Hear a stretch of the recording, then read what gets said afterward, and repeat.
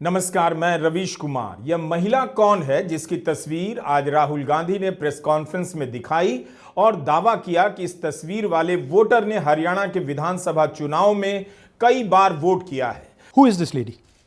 राहुल ने जब इस तस्वीर के साथ अपनी प्रेस कॉन्फ्रेंस एच फाइल्स की शुरुआत की तब अंदाजा हो गया कि इसके नाम पर कई वोटर आई कार्ड बने होंगे और वोट चोरी हुई होगी। कभी इसका नाम सीमा, कभी स्वीटी, कभी सरस्वती।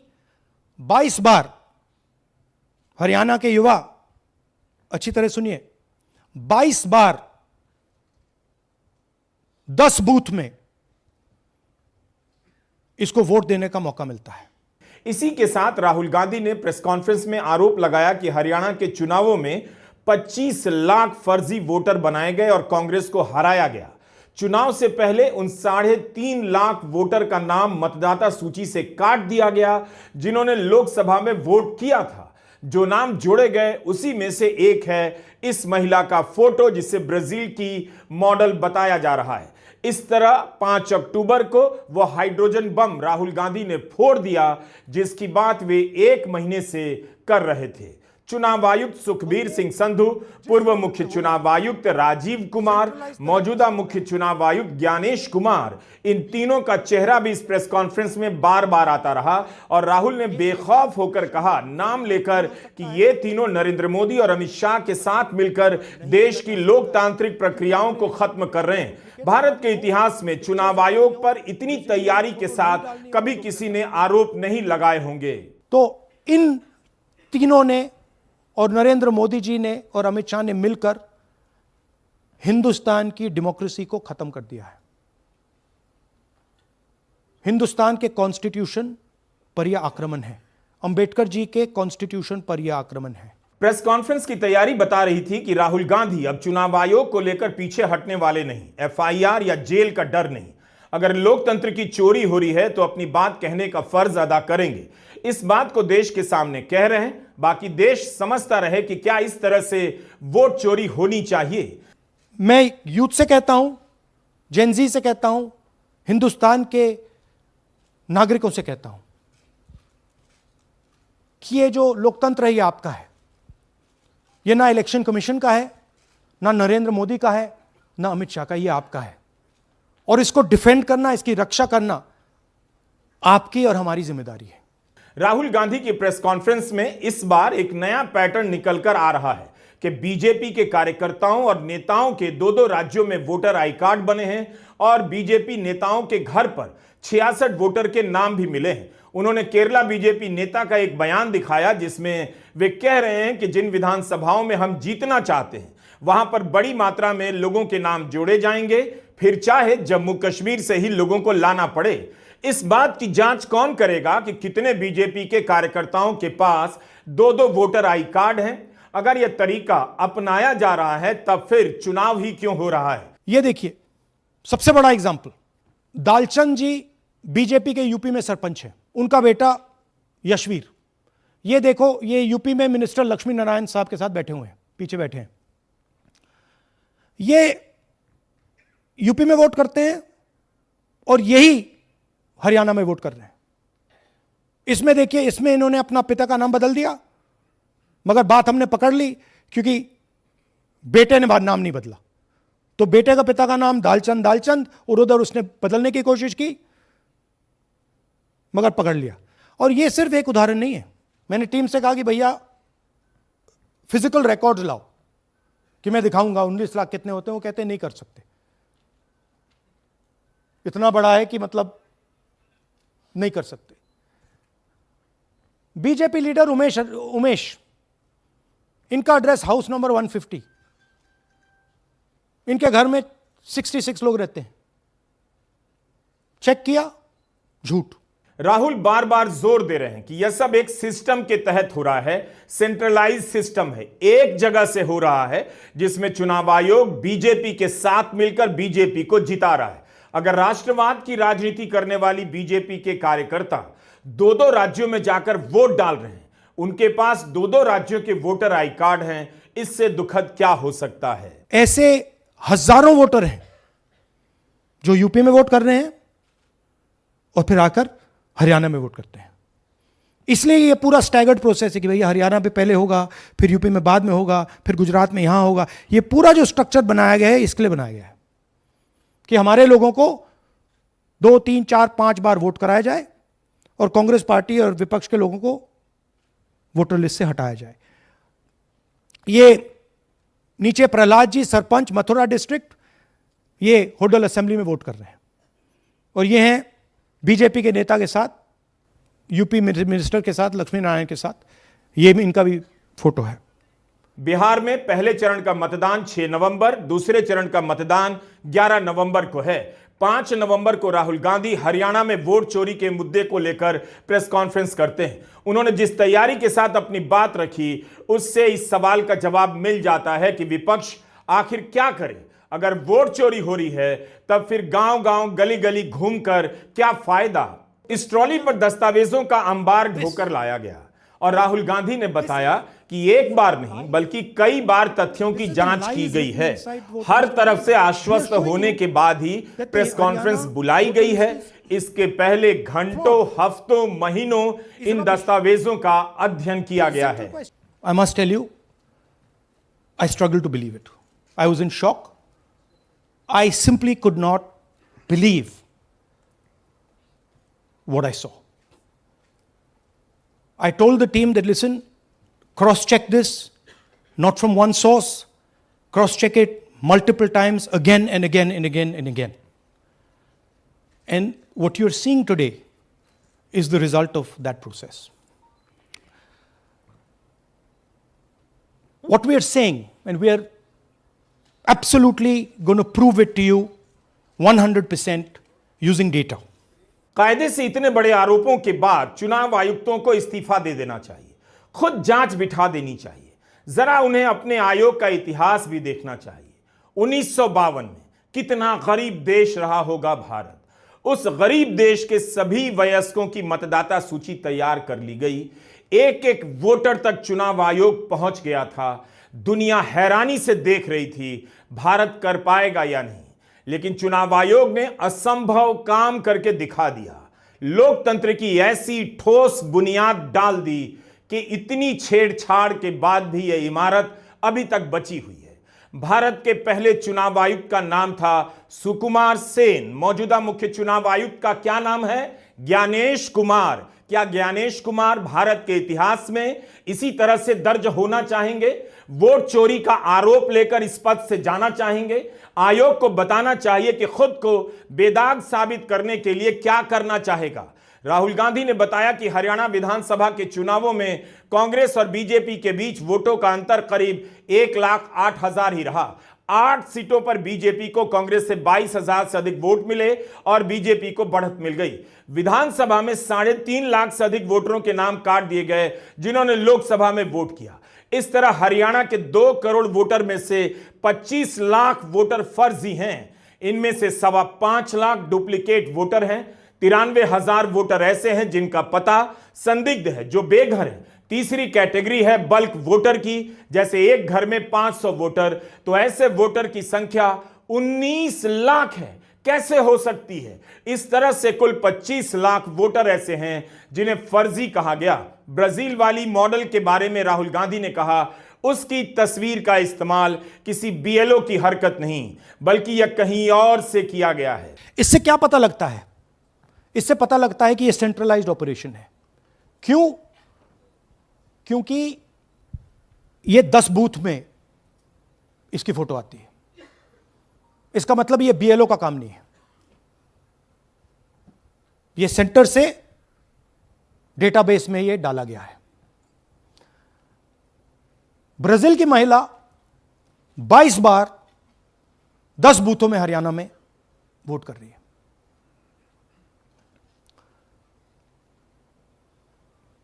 पांच तरीके की वोट चोरी है हरियाणा में। Duplicate voters 5 lakh, invalid addresses 90,000, तकरीबन 90,000, बल्क वोटर्स 19 लाख। और ये जो आखिरी हमने खाली रखे हैं, misuse of form 6, misuse of form 7, ये एडिशंस और डिलीशंस हैं। यही नहीं, राहुल गांधी ने एक और महिला वोटर का उदाहरण दिया जिसका वोटर लिस्ट में 223 बार नाम आया है। आखिर 223 बार वोटर लिस्ट में एक ही चेहरा कैसे आ सकता है? सबके नाम अलग हैं, मगर हर बार चेहरा एक ही है। आप सोचोगे कि भाई एक फोटो एक असेंबली में 100 वोट बहुत बड़ी बात है। नहीं, ये लो 223 वोट 2 बूथ में। हमने आपको पहले दिखाया, थोड़ा स्क्रॉल कीजिए, ये देखिए, ये 2 पोलिंग बूथ की लिस्ट है। ये इनका चेहरा आना शुरू होता है। सोनिया देवी, विक्रम सिंह, गुरदीप सिंह, नीलम। थोड़ा तेज जाइए, हाँ दिखाते जाइए, ये देखिए, एक चेहरा 223 बार 2 बूथ में। अच्छा, लोकसभा में ये 1 बूथ में थी, विधानसभा में 2 बूथ में कर दिया। एक फोटो एक असेंबली 100 वोट। थोड़ा जूम इन करिए, ये देखिए,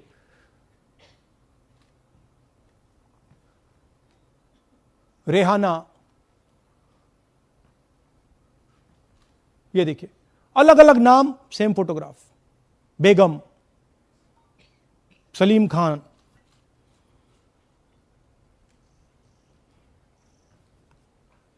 जुमर। क्यों? क्योंकि वो जगह बनाना चाहते हैं, फेक वोटिंग के लिए जगह बनाना चाहते हैं।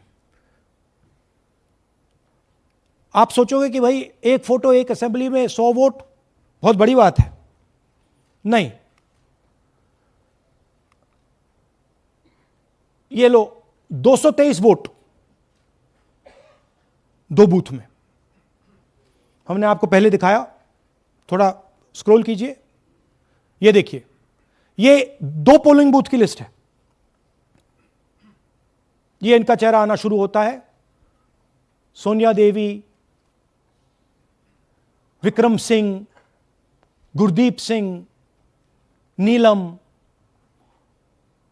थोड़ा तेज जाइए, हाँ दिखाते जाइए, ये देखिए, एक चेहरा 223 बार 2 बूथ में।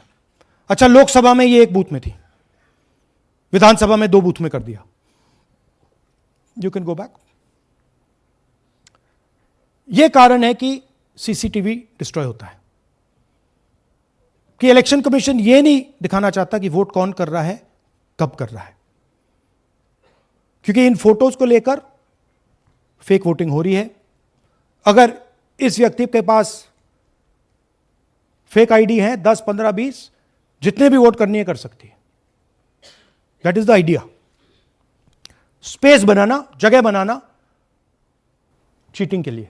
राहुल ने कहा कि हरियाणा में हर 8वां वोटर फर्जी, 12% वोटर फर्जी हैं। उन्होंने यह भी बताया कि 1,24,000 से अधिक वोटर कार्ड में फर्जी फोटो का इस्तेमाल हुआ है। किसी फोटो में उम्र कुछ और है, तस्वीर कुछ और कहती है। इस तरह से वोट चोरी की पूरी व्यवस्था बनाई गई है। राहुल गांधी ने कहा कि चुनाव आयोग के पास ऐसा सॉफ्टवेयर है जो एक तस्वीर डालकर आसानी से पता लगा सकता है कि इस एक तस्वीर का इस्तेमाल और कितने वोटर आई कार्ड में किया गया है, मगर नहीं किया गया। और ये जिस लेवल पे हो रहा है, सेंट्रलाइज तरीके से हो रहा है, ये बीजेपी और इलेक्शन कमिश्नर के कल्यूजन से हो रहा है। ये इलेक्शन कमीशन के बिना नहीं हो सकता है, ये एक इलेक्शन कमीशन की अथॉरिटी के बिना नहीं किया जा सकता है। क्योंकि अगर इलेक्शन कमीशन को डुप्लीकेट्स हटानी हो, पिक्चर्स हटानी हो, ब्राजीलियन फोटो नहीं डालनी हो, वो 2 मिनट का काम है। That is the fact. Rahul Gandhi ने अपनी प्रेस कॉन्फ्रेंस में कई मतदाताओं को भी पेश किया, हरियाणा से भी और बिहार से भी। हरियाणा विधानसभा के समय उनका वोट कट गया था और बिहार से उन वोटर को लाया गया जिनका इस बार नाम कट गया है। राहुल गांधी का कहना है, हरियाणा चुनाव से पहले लाखों नाम इसी तरह उड़ा दिए गए। तो ये है इनकी व्यवस्था, फेक पिक्चर्स, उसमें ब्राजीलियन मॉडल की पिक्चर, यूपी के बीजेपी लीडर्स, यूपी के बीजेपी कार्यकर्ता आकर हरियाणा में वोट करते हैं, यूपी में वोट करते हैं। ब्लर्ड फोटोग्राफ्स, किसी को रुकवाना हो रुकवा दो, किसी से वोट लगवाना हो लगवा लो। हाउस नंबर 0 जो इलेक्शन कमिश्नर कह रहे हैं होमलेस लोगों का है, वो क्लियरली हमने आपको दिखाया कि झूठ बोल रहे हैं। And finally deleted voters. Rahul Gandhi ने मुख्य चुनाव आयुक्त ज्ञानेश कुमार की पुरानी प्रेस कॉन्फ्रेंस का भी हिस्सा दिखाया, जिसमें वे हाउस नंबर 0 पर सफाई दे रहे हैं। क्यों हाउस नंबर 0 होता है, और ये पोस्टर देखिए, इसमें क्या लिखा है इस टेम्पलेट पर, ज्ञानेश जी का ज्ञान। राहुल गांधी चुनाव आयुक्तों पर भी आए और बताने लगे कि कैसे मुख्य चुनाव आयुक्त देश से झूठ बोल रहे हैं। उन्होंने दिखाया जब ज्ञानेश कुमार तर्क दे रहे थे 0 हाउस नंबर का, तब वहीं बैठे दूसरे आयुक्त सुखबीर सिंह संधू उनकी बातों से सहमत नहीं लग रहे थे। जिन लोगों के पास घर नहीं होता, सरदार जी का एक्सप्रेशन देखिए, भाग्यवान है। कई लोगों के पास घर नहीं होता, लेकिन उसका नाम भी मतदाता सूची में होता है। और उसका पता क्या दिया जाता है? उसका पता वो जगह दी जाती है जहां वो व्यक्ति रात को सोने आता है, कई बार सड़क के किनारे, कई बार पुल के नीचे, या कई बार लैंप पोस्ट के किनारे। तो ये देखिए जिन हाउस नंबर 0, और ये एक उदाहरण है, हमारे पास बहुत सारे उदाहरण हैं।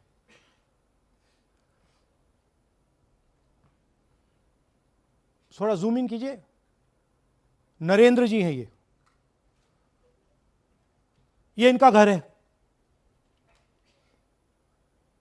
अब प्रॉब्लम क्या है, जब हाउस नंबर 0 होता है और अगर हम वोटर को चेक करना चाहते हैं तो तकरीबन इम्पॉसिबल है। हमने इनके गांव में किसी को भेजा, लोगों को भेजा, फोटो से वेरीफाई करना पड़ता है, ढूंढ कर ये है।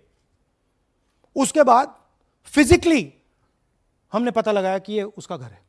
ऐसे बहुत सारे उदाहरण हैं। मेरा घर छीन लिया, अब नरेंद्र का भी छीन रहे हैं,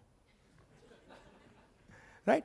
तो but this is a method, system है। वोटर आइडेंटिफाई ना हो, लोगों को पता ना लगे कि कौन वोट कर रहा है, कहां जा रहा है, कहां रहता है, अगर है या नहीं है। राहुल गांधी से पूछा गया कि अब क्या करेंगे, क्या वे सुप्रीम कोर्ट जाएंगे? यह सवाल अपने आप में बेतुका है। नेता प्रतिपक्ष ने हजारों लाखों पन्नों के दस्तावेजों के साथ अपनी बातों को सामने रखा है। अब उनसे पूछा जा रहा है वे क्या करेंगे। अगर चुनाव आयुक्त संज्ञान नहीं लेंगे, आयोग अपनी नैतिक जिम्मेदारी नहीं समझेगा, तब क्या यह जिम्मेदारी नेता प्रतिपक्ष की रह जाएगी? वे क्या करेंगे? राहुल गांधी से पूछा गया क्या आप सुप्रीम कोर्ट जाएंगे? उन्होंने कह दिया हम इसे बंद कमरे में नहीं कर रहे हैं, मीडिया के सामने पूरे देश के बीच आकर कह रहे हैं। हर किसी को पता है जो भी यहां किया जा रहा है उस पर बुनियादी रूप से सवाल उठाना बहुत मुश्किल है। Look, supreme court is watching. Supreme court, the highest court in the country, is watching. Vote चोरी को लेकर राहुल गांधी ने 7 अगस्त को पहली प्रेस कॉन्फ्रेंस की, लेकिन आज की प्रेस कॉन्फ्रेंस और भी भयानक लगी। अगर इस तरह से वोटर लिस्ट बन रही है, कहीं का फोटो यूज हो रहा है, एक ही फोटो का कई बार इस्तेमाल हो रहा है, तब फिर चुनाव का क्या मतलब रह जाता है? तब तो आप कुछ भी कीजिए, रिजल्ट पहले से तय कर लीजिए और जो तय है उसी का प्रिंट कमांड दे दीजिए। राहुल गांधी ने कहा महाराष्ट्र, मध्य प्रदेश, छत्तीसगढ़ और हरियाणा की तरह यही सिस्टम बिहार में लागू होगा, लेकिन इतनी जल्दी बिहार के दस्तावेजों का अध्ययन संभव नहीं, क्योंकि वोटर लिस्ट एकदम आखिरी समय में दी जाती है। And I'm confident that after the Haryana elections, we will get the same records and we will show you that the same thing has happened in Haryana. You might, in Bihar. You might be asking, oh, but how come you didn't see these anomalies in the voter list? Because the voter list comes at the last minute. Because the voter list is given to us at the last minute before the elections. Rahul Gandhi की press conference के बाद BJP ने भी press conference की।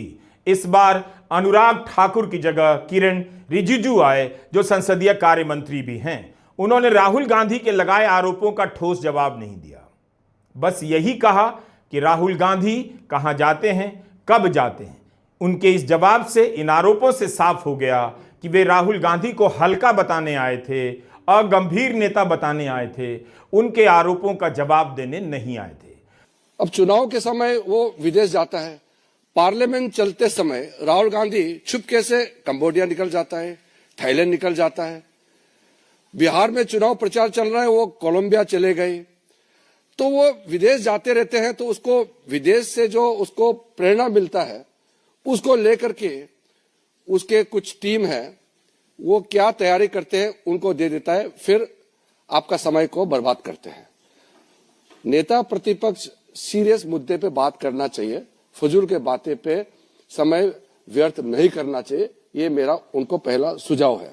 फर्जी voter card बन रहा है, 25 लाख फर्जी वोटर कार्ड। क्या यह सीरियस मुद्दा नहीं है?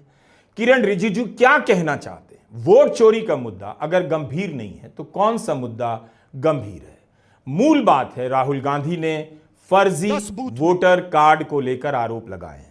ब्राजील की मॉडल का फोटो हरियाणा के वोटर लिस्ट में कैसे आ गया? यूपी के बीजेपी के कार्यकर्ताओं और नेताओं के पास हरियाणा का वोटर आई कार्ड कैसे आ गया? हरियाणा बीजेपी के नेता के घर पर 66 वोटर के नाम कैसे दर्ज हैं? इसका जवाब यह कतई नहीं हो सकता कि राहुल गांधी कोलंबिया जाते हैं या कंबोडिया जाते हैं। लेकिन किरण रिजिजू ने साफ कर दिया, वे चुनाव आयोग की तरफ से जवाब देने नहीं आए। इलेक्शन कमीशन का बात मैं आपको नहीं कहूंगा, क्योंकि इलेक्शन कमीशन खुद ही कहेंगे।